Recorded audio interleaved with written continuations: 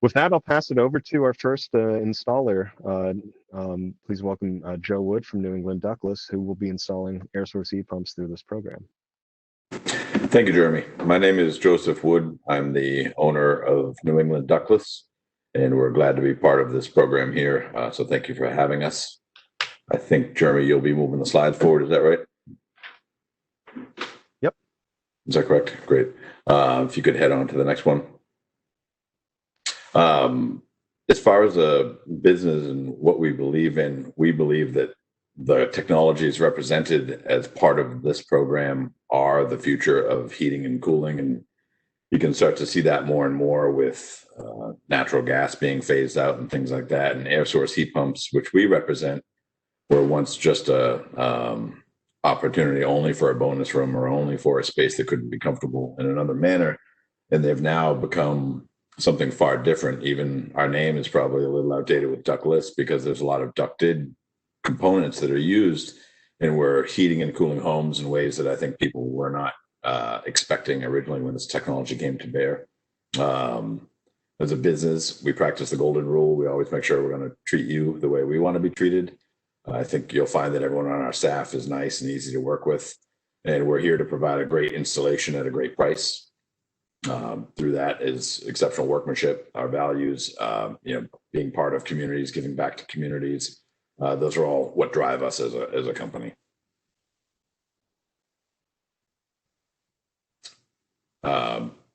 As a individual, I am a plumber by trade. I began in this industry and still am involved, with other things like plumbing and boilers and things like that. I started New England Ductless after many, many years of seeing which way the wind was blowing. And it's something that has done really, really well and continues to grow. I think the ductless market and air source heat pumps in general are something that are growing at double-digit rates every year, whereas the other markets out there only grow when a piece of equipment needs to be replaced. I'm also a master sheet metal mechanic, a master gas fitter. I'm EPA certified. I still have an oil license, I'll say, although I don't do any. Fariba Mohammadi is also our install manager. She'll be the primary contact for most of you, although we do have a couple others in the office that you'll be working with. She's a great part of our team. Will help make sure that from the point that you decide to move forward with the job to the point that your rebates are filed, that everything goes nice and smooth. We also have a number of project managers, Brian Kelly, Corey Bullock, and Arthur Augustine.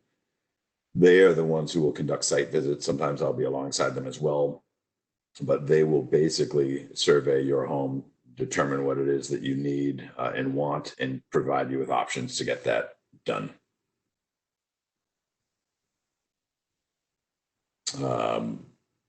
Big question that we get is whether or not the systems that we're talking about even work. And I think that comes from the original entry into the market, which was only fit for a bonus room or only there to cool a space that is not working another way. I personally, I'm in my home right now, and just over that way is an in-law that I built for my mother that is only heated with Mitsubishi Hyperheat technology. Other brands produce it. LG calls theirs red, which is reliable to extreme degrees, but they're engineered by people far smarter than me. They provide 100% of whatever they're rated for at 5 degrees Fahrenheit. They will experience a derating down to negative 13 Fahrenheit. I don't think we've seen that temperature in the greater Boston area in the last 10 years. And that's not a wind chill. That's like a pure temperature. So they're very, very durable. I even had at my last home an instance where there was insufficient gas pressure on my street and the heat pumps pumped right away. So they do a great job. Something that I noted down the bottom of the slide you'll see here is when you talk about using clean energy, the slide that Jeremy showed earlier with greenhouse gas emissions, that's certainly true.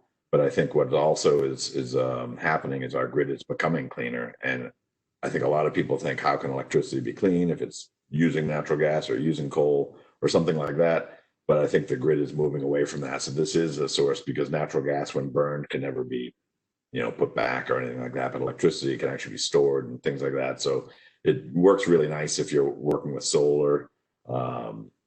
And the other bullet that I have noted there is there's many installations out there now, not just through our company, but all across this entire country, where air source heat pumps are the sole source of heating and cooling, and they do a great job. As far as the pricing is concerned, like all of the installers on this panel here, we had to submit upfront pricing for various scenarios. Every home is different.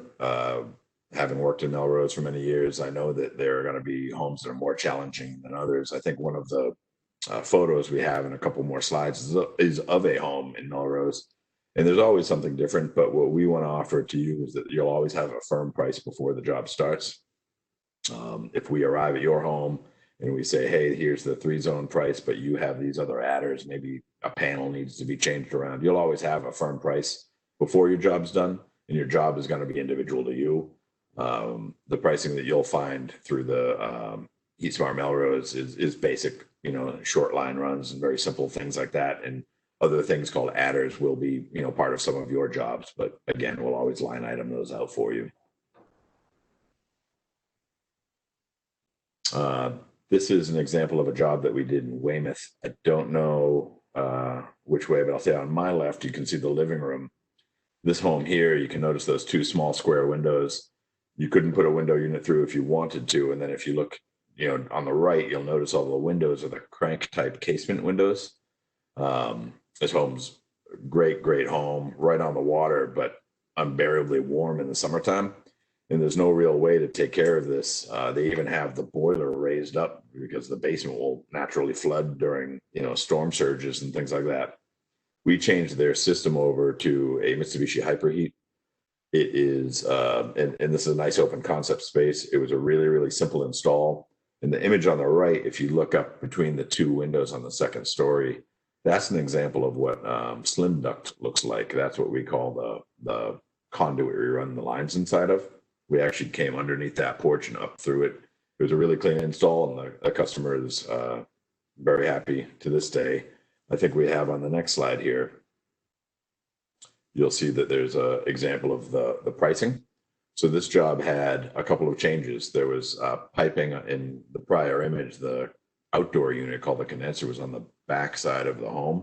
So we ran the piping around to where we took the photos from. There was a bit of electrical panel modification, extra pipe and things like that. And they also chose a system that had room to grow, which is a really neat feature of Mitsubishi and LG type technologies. Is if you buy a 5-zone system, you could start with 2 or 3 and then in time add more if you want to, which is very neat. So that was something that this client selected, as well as upgrading the indoor units to a bit of a more advanced model that has a infrared sensor to scan the room for hot and cold spots, and then some Wi-Fi control. So you can see down the bottom there the base price and the price above that base. So that's one example. If we move to the next one, you'll see this house here in Milton. This was, we actually went back and did a second project at this home to add on to this system just recently, in fact. But a really great looking home. The image on the left-hand side, you'll notice if you see the outdoor unit with the kind of 2 fan circles, you can see the brown slim duct coming up. It tucked behind the little roof eave and hopped over the roof and then came back up again on that 2nd story. So there were 2 things like that, some brickwork, coring and things. If you move to the next, you'll see an example of the pricing that we had here. So brickwork, we used a boom truck, or what you might call a cherry picker, to get up to that height that we needed to be safely. There was a panel upgrade, some drain pumps and things like that. Also, the system with room to grow. This is actually an old slide because now they've grown into it. But the Wi-Fi control, they also had a large walk-in closet that didn't quite warrant its own unit, but we put in a transfer fan to move air between the spaces. So this was a good bit above base, but again, itemized out for the customer to see. And then the next example we have is actually in Melrose. I always share the image on the left, that people ask how you run the lines. There's basically a small, but 2.5 to 3 inch diameter hole like you see on the left. And in this case, we drilled through and the cat was staring at us. But the center image here, it's the master bedroom on the 3rd floor. This house, radiators and 1 single zone, it would have been really hard to put in any sort of ductwork or any other sort of solution. we kind of snuck that unit in there in a really clever way. And on the right-hand image, you can see the outdoor unit. We had to pull a bush to get that in, and some of the conduit that goes up a tiny little bump out on that third floor level. You'll notice we had to put some pipes over there. But this customer is also someone who has contacted us for years after and is quite happy. If you take a peek at the next slide there, some of the price adders. Before, Mitsubishi produced a branch box enclosure, which is an item that, was on that job. We had to build one ourselves to make it weatherproof. We removed a mature shrub, extra piping, some additional time. The inspector at that time wanted indoor wall switches, and we also rolled in a professional cleaning service because it was a bit dusty and they were bringing a baby home soon. So the pricing's down the bottom there. And if we keep going, you'll also see here, while we represent Mitsubishi and LG, Mitsubishi has been in North America actually purchased by Trane, which is what they call a unitary brand. They're your kind of central air brand. The markets are merging together. And through this program, we're also offering the ability to help with those, because not every home will be perfect for all ductless or all ducted. And we want you to know that that's part of this program too. So if you have, maybe your home doesn't have adequate electrical, or it doesn't have a suitable location for an all air source heat pump space, there are other technologies available through this program. So we're happy to help you there too. And in closing, we're glad to be part of this program. We're happy to be your partner in this, and our pricing is very competitive and our team is ready to help. So if you guys need anything, please just give us a call or submit right through the HeatSmart Melrose website, and we'll get you taken care of. Thank you very much.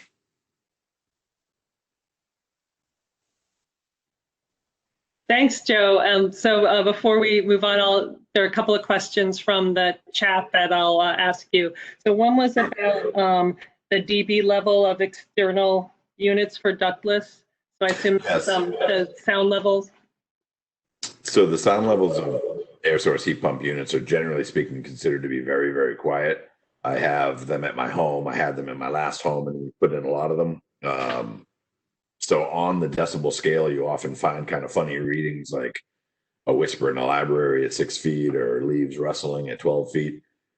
Most of the time, except for like the dead of winter, which is probably the loudest they ever get because they're in heating mode and they're working a little harder, you're going to see the mid 50 decibel range down to as low as like 40, 45. The ones that I've had at my home right now is a multi-zone, but I had singles prior at my last home. They were so quiet that I would have to, if I was out with my dog, I would have to walk up and like feel wind coming off the unit to know that the blades are moving. So they're very, very quiet. But that number also varies based upon the model. But I was grabbing, when you asked that question, Philip, I was looking up on my cell phone and I grabbed a 3-zone. I think it tops out at 55 decibels, which is very, very quiet. And Susan, if you want, I can keep going. I see the panel of questions about the smartphone control. Do you want me to keep going? Yeah, why don't we? I think there was another question before that about the zones, and are they each capable of being turned on and off individually, different temperature? Thank you. It's also a good question. So if you put in a multi-zone system, yes, you do have control over each zone. An important thing to know is the unit outside is the only unit producing heating or cooling. The indoor units, for all intents and purposes, are just fans. So while they can blow heating or cooling, they can't be programmed for different functions at the same time, because the compressor outside can only pump one direction. And so that's the only important distinction to make, is you can't run heat at one zone while cooling the other. But yes, otherwise, each one is an individual zone with its own. They come with a remote control. We normally, which is your next question there, was about Wi-Fi. On almost every install we use LG, it's actually built in. For Mitsubishi, you have to add it as an accessory, but we always recommend it, because something that's just come to be is that if you have a 4-zone system and you're leaving the home, you don't want to walk around with a remote to 4 rooms. It's just kind of not how people work anymore. So the Kumo Cloud for Mitsubishi or the LG built-in Wi-Fi is something that we do recommend. And then I had another question that someone had emailed me ahead of time was that they were mostly interested in adding air conditioning, but they were sort of interested in how they could take advantage of the heating characteristics, even if they were keeping their heating system, or how those work together. Yeah.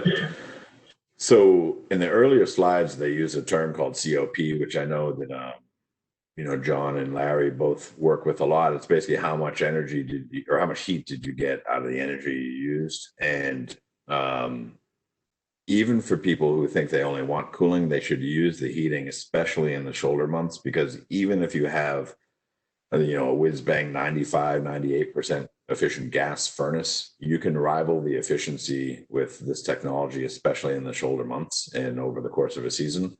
But we often hear the question about, can I get cooling only?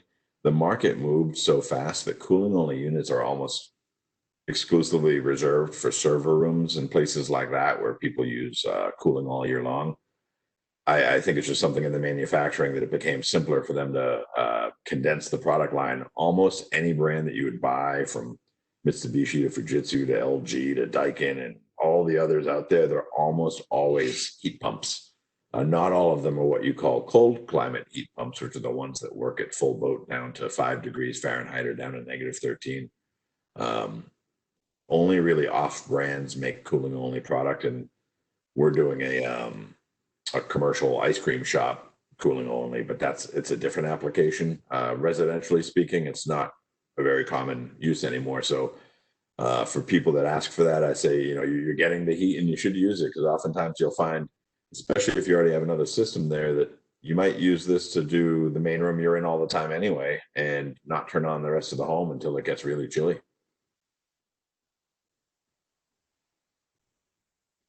And one last question I wanted to ask was about, I know you do ductless and ducted units, but I think you've talked to us about some of the hybrids that you've done where you kind of use a little bit of both in a space. I wonder if you could just talk about an example of that.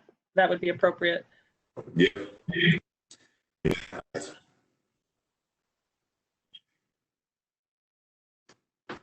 Susan, it cut out just a little bit, but I think you said to cover the topic like of a hybrid system where you do some I think it'd be misleading, is that most of the yeah, so we find a lot of homes benefit from having some mix of the two, and sometimes that could look like maybe you already had central air, for example, but you want your master bedroom to be zoned. Zoning with ductwork often requires either more expensive equipment or larger ductwork to accommodate. And some applications that we find don't really support that. So we do a lot of what we've come to call hybrid ductless installations, which are a mixture of wall mount units or ceiling mounts, and then in other sections of the home, a ducted system. So another example might be, maybe you have, like my house, I've got, the 3 kids' bedrooms upstairs. That would be a great spot to put a small compact ducted unit and take care of the 3 of those as their own, and then a separate zone for your master and maybe another one for your downstairs. So there's a lot of versatility, because I think if you look at the comfort of your home only through ductwork or radiators or baseboard, you find yourself quite limited. When you look at the technology that's on the market today for air source heat pumps, it's pretty great. It has a lot of options for people that I think they don't even always know about, but we try to bring that to the table.